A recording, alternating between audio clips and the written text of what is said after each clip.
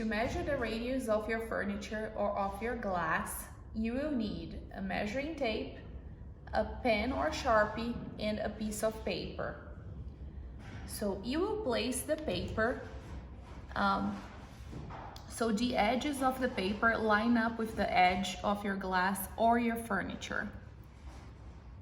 Then you look at the side and see where the radius starts, and then you make a mark.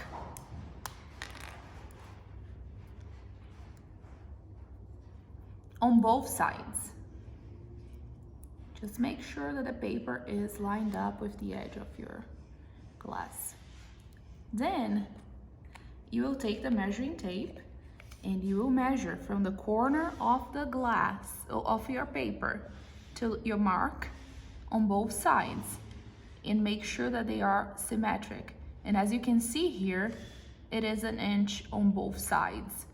So that's the measurement of your radius, 1 inch. That's it.